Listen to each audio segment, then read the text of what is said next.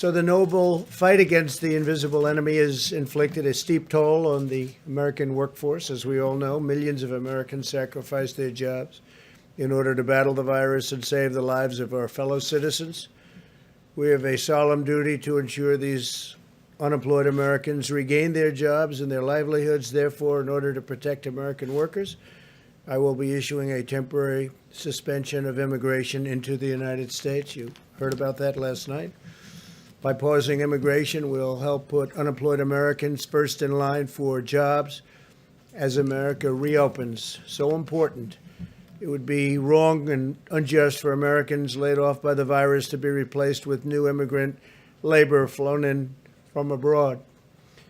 We must first take care of the American worker, take care of the American worker. This pause will be in effect for 60 days, after which the need for any extension or modification will be evaluated by myself and a group of people based on economic conditions at the time. This order will only apply to individuals seeking a permanent residency. In other words, those receiving green cards, big factor, will not apply to those entering on a temporary basis. As we move forward, we'll examine what additional immigration-related measures should be put in place to protect U.S. workers. We want to protect our U.S. workers, and I think as we move forward, we will become more and more protective of them. This pause on new immigration will also help to conserve vital medical resources for American citizens. A short break from new immigration, depending on the time we're talking about, will protect the solvency of our healthcare system and provide relief to jobless Americans. And you mentioned there are going to be some exemptions. We're reporting right now that it only applies to employment, green cards for employment, but not for those for Well, it is immediate green family. cards, but we're going to be reporting on that later on. It might be tonight or tomorrow. We'll give you an exact report. You consider people who may be worried about the ability to bring immediate family members into these. No, I think it's been covered pretty accurately in this case. I think most people know what it is, and some people will be able to get in. We have to do that, obviously, even from a humane standpoint. But there'll be some people coming in. But it's a strong order. It's a strong order. It involves a big circle, as you know. Please. Are immigrants who are already in the country, are they at greater risk of deportation based on this order? I don't think so. They're not supposed to be here. You're saying they're here illegally? Is that what you're saying? Well, for example, if an immigrant is here for a court order, right, are they at risk of deportation? Well, if a based court on order, this? then you have to go to court. So then the judge would make a determination as to whether or not they're going to be staying. But if they have a court order, they won't have to leave until they go through that process. So we'll see what happens. But with the court, and there are some with court orders, that means they have a trial coming up. Please.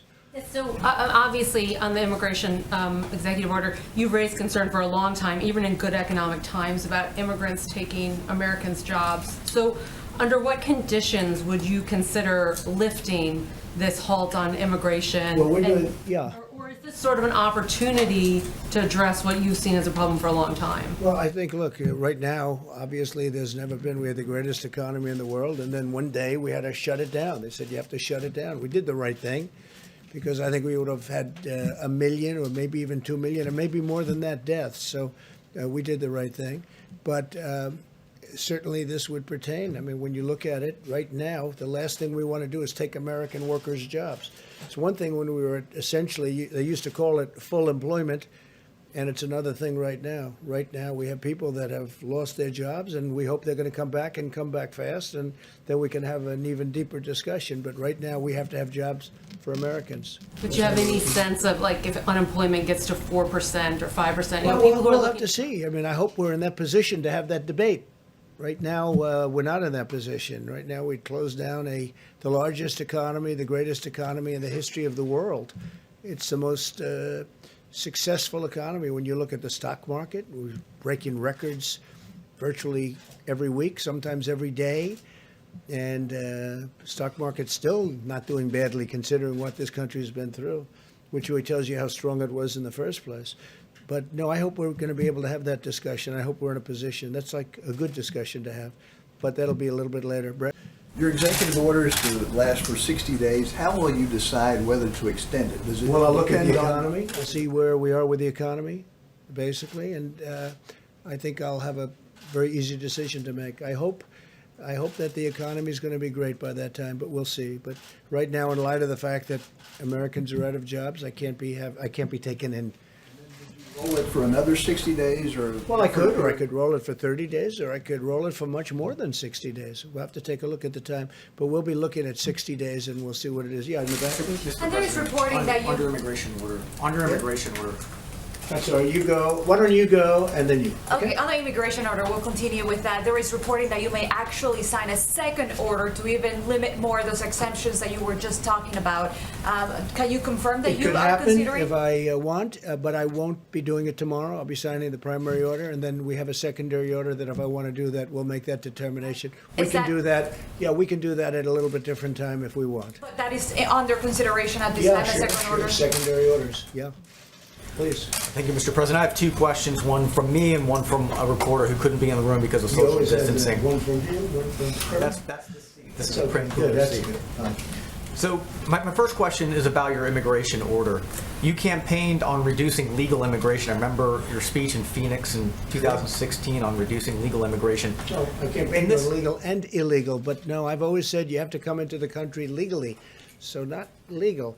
What I campaigned on was people just flooding our border and stopping. And by the way, speaking of that, we have 170 miles, almost 170 miles of very powerful border wall up, and it's moving rapidly, very quickly, and it's having a tremendous impact, and it's making our job a lot easier. Plus, Mexico has 27,000 soldiers right now on our southern border that we share with them, and Mexico's been terrific. They've really helped. You also campaigned on reducing legal immigration.